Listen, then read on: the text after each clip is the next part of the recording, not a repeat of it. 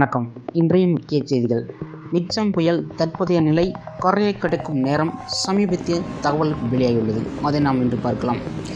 வங்கக்கடலில் உருவாகியுள்ள புயலின் காரணமாக டிசம்பர் 3, 4 ஆகிய தேதிகளில் தமிழகத்தின் பல பகுதிகளில் அதிதீவிர கனமழை பெய்ய வானிலை ஆய்வு மையம் எச்சரித்துள்ளது.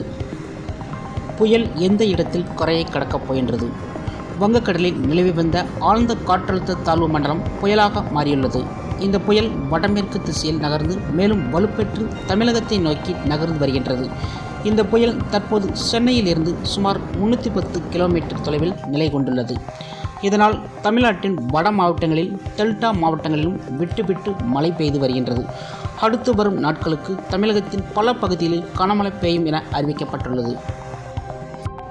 புயல் உருவாகியுள்ள நிலையில் துறைமுகங்களில் 3ஆம் எண் புயல் எச்சரித்து கூண்டு ஏற்றப்பட்டுள்ளது. சென்னை, எண்ணூர், காட்டுப்பாக்கம் துறைமுகங்களில் 3ஆம் எண் புயல் எச்சரிக்கை கூண்டு ஏற்றப்பட்டுள்ளது. தமிழ்நாட்டை பொறுத்தவரையில் திருவள்ளூர், காஞ்சிபுரம், செங்கல்பட்டு, சென்னை, தென்காசி, திருநெல்வேலி மற்றும் கன்னியாகுமரி மாவட்டங்களில் அநேக இடங்களில் இடியுடன் கூடிய மிதமான மழை பெய்யக்கூடும் என வானிலை ஆய்வு மையம் தெரிவித்துள்ளது. அதேபோல விழுப்புரம், ராணிப்பேட்டை, கடலூர், தஞ்சாவூர், நாகப்பட்டினம், மயிலாடுதுறை, திருவாரூர், புதுக்கோட்டை, ராமநாதபுரம், திருப்பூர், திண்டுக்கல், விருதுநகர், தூத்துக்குடி, நீலகிரி மற்றும் தேனி ஆகிய மாவட்டங்களில் இடியுடன் கூடிய லேசான முதல் மற்றும் மிதமான மழை பெய்யக்கூடும் என வானிலை ஆய்வு மையம் தெரிவித்துள்ளது. நவம்பர் 30ஆம் தேதி தென்கிழக்கு வங்கக்கடலின் பகுதியில் நிலவிய ஆழ்ந்த காற்றழுத்த தாழ்வுனால் டிசம்பர் 1ஆம் தேதி காலை 5:30 மணி அளவில் காற்றழுத்த தாழ்வு வளிமண்டலம் வலுப்பெற்றுள்ளது. மிக்சம் புயலின் தற்போதைய நிலை என்ன? வங்கக்கடலில் உருவாகியுள்ள காற்றழுத்த தாழ்வு நிலை தற்போது இந்த தாழ்வு நிலை சென்னையிலிருந்து தென்கிழக்கே 340 கிலோமீட்டர் தொலைவில் இருக்கின்றது. அது விரைவில் புயலாக வலுப்பெறும் என வானிலை ஆய்வு மையம் தெரிவித்துள்ளது. அதன்பின் அது வடமேற்கு நகர்ந்து டிசம்பர் 4ஆம் தேதி தமிழகம் மற்றும் ஆந்திராவை ஒட்டிய வங்கக்கடலை அடையும் என தெரிவிக்கப்பட்டுள்ளது. இதற்கு பிறகு இந்த புயல் டிசம்பர் 4ஆம் தேதியன்று மதியம் தெற்கு ஆந்திரா மற்றும் அதனை ஒட்டிய வட தமிழக கடலோர பகுதிகளில் வந்தடையும். பிறகு இந்த புயல் அதற்கு ஆந்திரா கடலோர பகுதியை ஒட்டியே நகரும். அதையடுத்து டிசம்பர் 5ஆம் தேதி ஆந்திராவின் நெல்லூர் மற்றும் மசூலிப்பட்டினத்திற்கு இடையே கரையை கடக்கும் என்று தெரிவிக்கப்பட்டுள்ளது. அதன் வேகம் 80-90 கிலோமீட்டர் அளவிற்கு இருக்கும். இந்த புயல் சின்னத்தின் காரணமாக இன்று தமிழ்நாடு, புதுச்சேரி, காரைக்கால் பகுதியில் ஒரு சில இடங்களில் இடி மின்னலுடன் கூடிய லேசான மழை பெய்யக்கூடும் என்று வாய்ப்புள்ளது. நாகப்பட்டினம், திருவாரூர், தஞ்சாவூர், புதுக்கோட்டை, ராமநாதபுரம் மாவட்டங்களில் ஓரிரு இடங்களில் கனமழை பெய்ய வாய்ப்புள்ளது என்று வானிலை ஆய்வு மையம் அறிவித்துள்ளது. டிசம்பர் 3, 4 தேதிகளில் தீவிர கனமழை எச்சரிக்கை.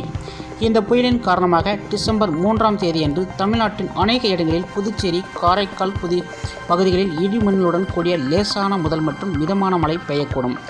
மயிலாடுதுறை, கடலூர், விழுப்புரம், செங்கல்பட்டு, சென்னை, காஞ்சிபுரம், திருவள்ளூர், ராணிப்பேட்டை, புதுச்சேரி ஓரிரு இடங்களில் கனமழை பெய்ய வாய்ப்புடும் என்று குறிப்பிட்டுள்ளது. புயல் கரையை கடக்கும் டிசம்பர் 4ஆம் தேதியன்று சென்னை, திருவள்ளூர், காஞ்சிபுரம், செங்கல்பட்டு, ராணிப்பேட்டை, வேலூர், திருப்பத்தூர், திருவண்ணாமலை மாவட்டங்களில் ஓரிரு இடங்களில் சில முதல் கனமழை பெய்யக்கூடும் என்று, திருவள்ளூர் மாவட்டங்களில் ஓரிரு இடங்களில் அதிக கனமழை பெய்ய வாய்ப்புள்ளது என்று வானிலை மையம் அறிவித்துள்ளது. டிசம்பர் 4ஆம் தேதியன்று விழுப்புரம், செங்கல்பட்டு, காஞ்சிபுரம், சென்னை, திருவள்ளூர், புதுச்சேரி பகுதியில் பலத்த தரைக்காற்று மணிக்கு 60 கிலோமீட்டர் முதல் 70 கிலோமீட்டர் வேகத்தில் இடையே 80 கிலோமீட்டர் வேகத்தில் வீசும் என்று கூறப்பட்டுள்ளது. புயலின் பெயர் எப்படி வைக்கப்பட்டுள்ளது? இது புயலாக உருமாறிய பிறகு இதற்கு மிக்சம் என பெயரிடப்பட்டுள்ளது.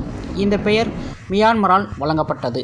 இந்த புயலின் காரணமாக வட தமிழக கடலோர பகுதிகளை ஒட்டிய தென்மேற்கு வங்கக்கடல் பகுதியில் 3ஆம் தேதி காலை வரை 80 கிலோமீட்டர் வேகத்தில், அன்று மாலை வரை 70 முதல் 80 கிலோமீட்டர் வேகத்தில் இடையே 90 கிலோமீட்டர் வேகத்தில் சூறாவளி காற்று வீசும் என எச்சரிக்கப்பட்டது. மத்திய மேற்கு வங்கக்கடல் பகுதியில், தெற்கு ஆந்திர கடலோர பகுதியிலும் 3ஆம் தேதி மாலை முதல் 6 மணிக்கு 60 கிலோமீட்டர் 70 கிலோமீட்டர் வேகத்தில் இடையே 80 கிலோமீட்டர் வேகத்திலும் சூறாவளி காற்று வீசக்கூடும். அதன் பிறகு காற்றின் வேகம் படிப்படியாக உயர்ந்து டிசம்பர் 4ஆம் தேதி மாலை முதல் மணிக்கு 80 கிலோமீட்டர் முதல் 90 கிலோமீட்டர் வேகத்தில் இடையே 100 கிலோமீட்டர் வேகத்தில் அடுத்து 12 மணி வேகத்திற்கு வீசக்கூடும். இதன் காரணமாக மீனவர்கள் இந்த பகுதிகளுக்கு செல்ல வேண்டாம் என எச்சரிக்கப்பட்டுள்ளது. ஆழ்கடலில் உள்ள மீனவர்களுக்கு கரைக்கு திரும்புமாறு அறிவிக்கப்பட்டுள்ளது. புயல் கரையை கடக்கும் போது என்ன செய்யக்கூடாது? புயல் கரையை கடக்கும் நேரத்தில் என்ன செய்ய வேண்டும், என்ன செய்யக்கூடாது என்று 10 முதல் 10 தகவல் வெளியாகியுள்ளது. முதல் தகவல்: புயல் வரும் சமயத்தில் வெளியே, குறிப்பாக கடற்கரை பகுதிகளுக்கு சென்று வீடியோ எடுப்பது, செல்ஃபி எடுப்பது போன்றவற்றில் ஈடுபடக்கூடாது. இது உயிருக்கு ஆபத்தானது. மையம் 2. வீட்டின் கதவு மற்றும் ஜன்னல்களை மூடி வைக்க வேண்டும். வீட்டின் கதவோ ஜன்னல் கதவோ நல்ல நிலையில் இல்லாவிட்டால் அதை உடனடியாக சரி செய்து கொள்வது நல்லது. 3. காற்றின் அழுத்தத்தால் ஜன்னல் கண்ணாடிகள் விரிசல் பட்டு உடையவோ அல்லது சிதையவோ வாய்ப்புண்டு. மரப்பலகை, துணி ஏதேனும் இருந்தால் ஜன்னல் அதை வைத்து மூடிக்கொள்ளுங்கள். கண்ணாடி துண்டுகள் காற்றின் வேகத்தில் வீட்டுக்குள் சிதறுவதை தடுக்கும். 4. சதிலமடைந்த கட்டிடங்கள் மற்றும் பழைய கட்டிடங்கள் உள்ளேயோ அருகிலேயோ இருப்பதை தவிர்க்க வேண்டும். 5.